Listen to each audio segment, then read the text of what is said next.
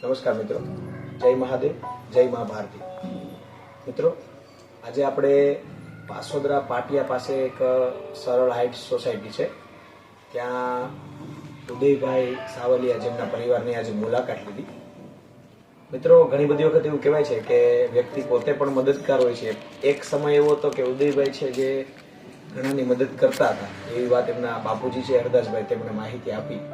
પરંતુ અત્યારે તેમને પોતાને એક તકલીફ છે, તો ફૂલને તો ફૂલની પાકડી જે ઈશ્વરે મદદ કરવા માટેનો ચાન્સ આપ્યો છે એને ધ્યાનમાં રાખી મદદ કરીએ છીએ કે તેમને એક પેરાલિસિસની તકલીફ થઈ છે.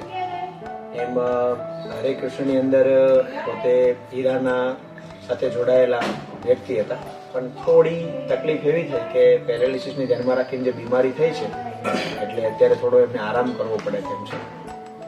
એમનું મકાન છે, તેમના પણ હપ્તા ચાલુ છે, એમને પણ તકલીફ પડે છે.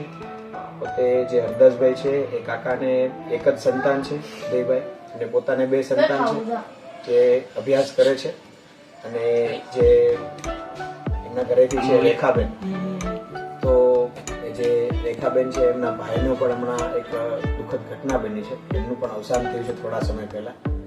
મિત્રો, એવું કહેવાય ને કે થોડામાં થોડું જાજુ ભળી ગયું છે એવી તકલીફ છે, પણ જે ઘનશ્યામભાઈ હાજરી અત્યારે નથી, એમને પણ ઘણી મદદ કરવાનો પ્રયત્ન કર્યો હતો. આપણે તો થોડીક જ મદદ કરી શકીએ છીએ, તો આજે આપણે અનાજની કીટ વડે આ મદદ કરીએ છીએ. આગળ આપણી ક્ષમતા હશે તો ફરીથી આપણે પ્રયત્ન કરીશું કે આ પરિવારની આપણે મદદ કરી શકીએ.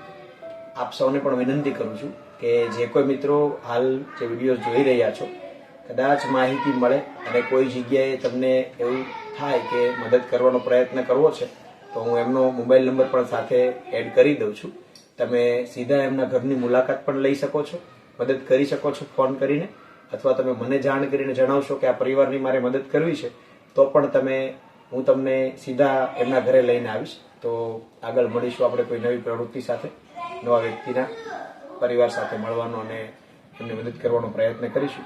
આપ સૌ મિત્રોનો ખૂબ ખૂબ આભાર. સહકાર બદલ આપ સૌનો ફરી એકવાર આભાર. જય મહાદેવ, જય મા ભારતી.